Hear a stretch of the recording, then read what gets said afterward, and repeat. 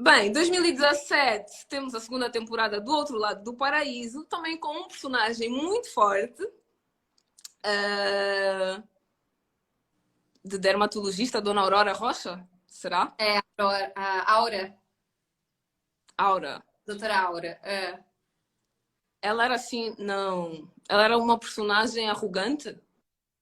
Ela foi. É porque a novela é uma coisa orgânica, né? Ela foi virando uma coisa meio. Uma antagonista da Clara, né? Que era a personagem da Bianca Bin.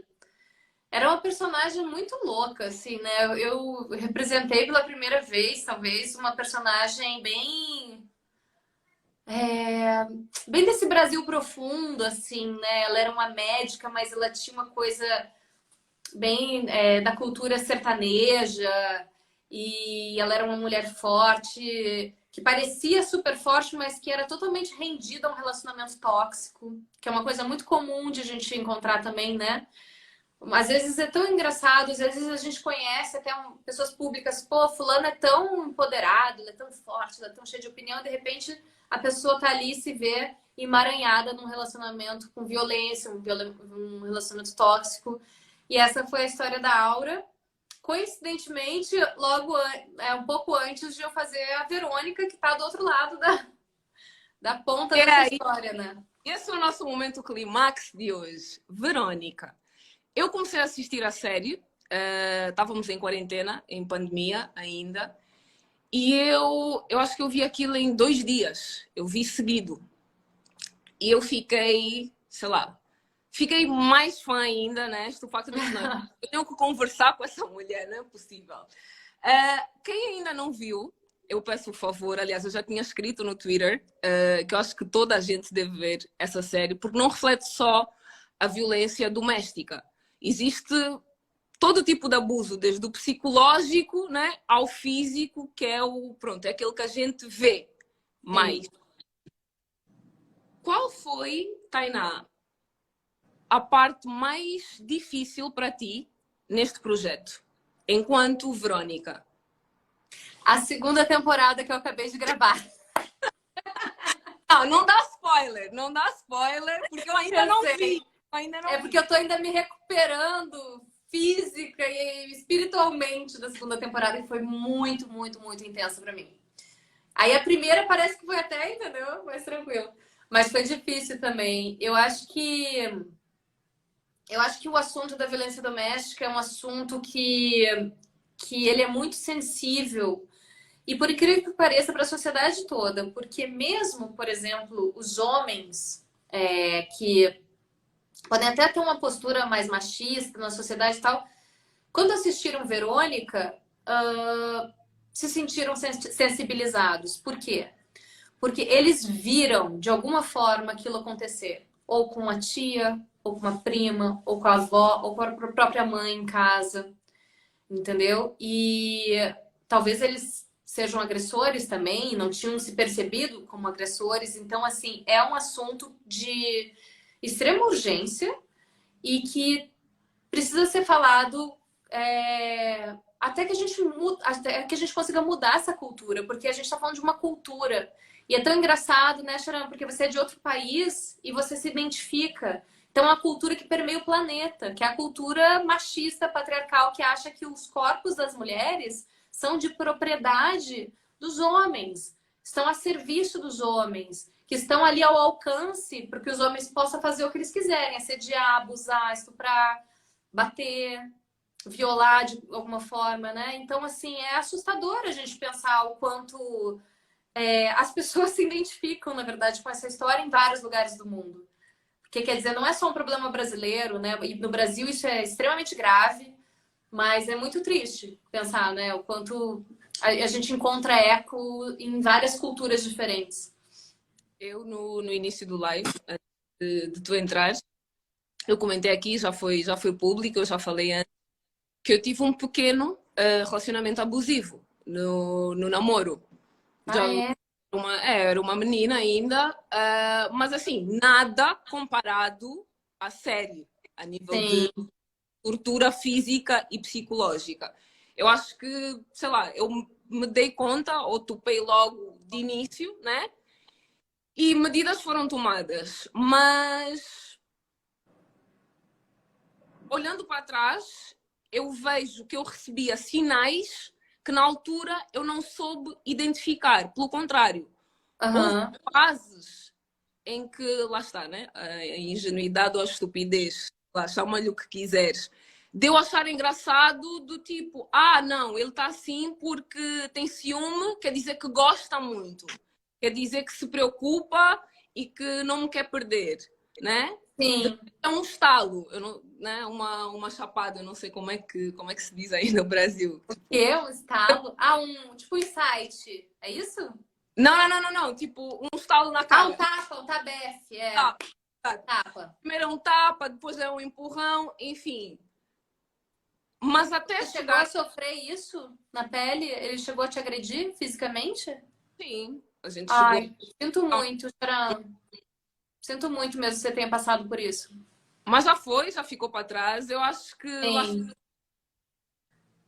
demorou algum tempo para eu falar. Eu diria que aproximadamente uns 7 anos, né? Para eu vir a público e dizer, não, olha, eu passei por isso. Porque várias vezes eu ia a eventos do género, falava, e eu me sentia meio que, sei lá, retraída, meio que traidora do género. Tu viveste isso, mas tu não queres partilhar por vergonha, por falta de coragem, sei lá, uma data de coisas, né? Que E não depois do. se falava tanto também. Agora que a gente está vindo à tona com essa primavera das mulheres de novo, né? Com as redes sociais, a gente voltou a debater assédio, abuso, porque realmente, assim, é uma coisa que a sociedade talvez você não se encorajou, porque também não tinha um ambiente acolhedor para acolher essa tua dor, né? Para te ouvir da forma devida, né? Talvez, talvez. Mas, sei lá, eu penso sempre primeiro, né, na minha família, do género. Não quero expor a minha família, mas lá está. Eu acho que maturidade vem disso, vem da dor, né? Vem de situações que a gente passa e quando ultrapassa, eu acho que falar não faz mal, pelo contrário, porque há muita gente na mesma situação e lá está, e que talvez não tenha coragem, né? Ou Uhum. de chegar à frente e pronto, e partilhar a sua história. Temos aqui alguém, o poeta, que pergunta como identificar uma relação abusiva. Então, hoje em dia está se falando bastante disso e tem quase manuais, né? A gente encontra quase manuais, assim, no Instagram, por exemplo, né? Tem muitos. O Bom Dia Verônica é muito ilustrativa nesse sentido, né? Porque até chegar à violência física, são vários comportamentos opressores. Então, assim, vamos entender o que é abuso para começar. O abuso é sempre um jogo de poder. Ele sempre tem a ver com jogo de poder. Uma pessoa que está em qualquer situação, vamos falar assim, inferior, fisicamente, financeiramente, hierarquicamente, não tem como abusar de uma que está superior, porque essa pessoa, ela tem como se defender, digamos, né? Porque, assim, no caso de um emprego, ela demite, né? No caso de um homem ou uma mulher que estão em casa, onde o homem fisicamente, né? Na grande maioria das vezes é mais forte, ele tem um poder por causa disso, né, ali. E ele quer fazer uso desse poder. E aí é que entra o abuso. Então, assim, ele pode não necessariamente nem ir para o abuso emocional e o xingamento ainda. Mas ele pode fazer uma opressão mais sutil, que é, por exemplo, quando uma mulher não se sente à vontade para compartilhar coisas da vida dela com esse parceiro. Então, assim, ela saiu, ela foi na casa de uma amiga e aí ela, sei lá, abriu uma bebida e bebeu e se divertiu com essa amiga, e chegou mais gente e ela virou uma festinha. Se você chega em casa e não se sente à vontade para contar para o seu parceiro que aconteceu esse fato, de que você estava numa ocasião social onde chegou mais gente e tal, porque você tem medo da reação de ciúmes ou de qualquer coisa envolvida com posse desse parceiro, provavelmente você já está numa relação abusiva. Porque o abuso ele tem como substância para acontecer o medo, né? O medo. O Como é que medo. essa pessoa vai reagir se eu disser isso? Oi? Eu disse o medo de como é que a pessoa poderá reagir a Poderá partir reagir. daquela Exatamente, que não necessariamente vai ser uma bufetada ou vai ser um xingamento, mas pode ser algum tipo de retaliação.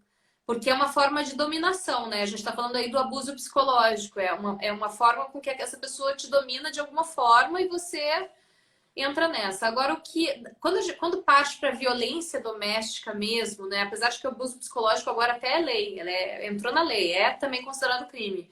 Mas quando a gente parte para uma coisa mais física, né? Mais radical, que daí é violência patrimonial, quando a pessoa quebra coisas suas ou quebra coisas, entendeu? Parte para coisa de patrimônio mesmo, ou tiram o cartão de crédito que vocês têm compartilhado e tira o teu jeito de viver, né? A tua renda, enfim, tem alguma coisa a ver com material, com financeiro, a violência. Essa pessoa geralmente ela provoca também um isolamento, ela começa a falar de todo mundo falar mal de todo mundo ao teu redor. Então a família, essa mulher geralmente ela começa a se sentir isolada da família. Ela começa a se sentir isolada das amigas, porque essa pessoa ela é tão possessiva que ela não quer que essa mulher se relacione com mais ninguém, só com ele, exatamente. É uma coisa meio de posse mesmo, né? E aí, em última instância, quando geralmente isso vai escalando, né?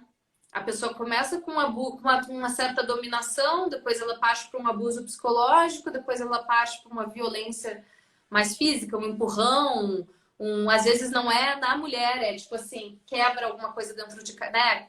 Quebra um armário perto, ou qualquer coisa que a mulher sinta medo, se sinta ameaçada. E aí depois parte para uma violência mais física, e aí culmina, como, né, tantas vezes a gente vê, que é a última circunstância, que é o feminicídio, né? Que é uma coisa que realmente cresceu muito na pandemia.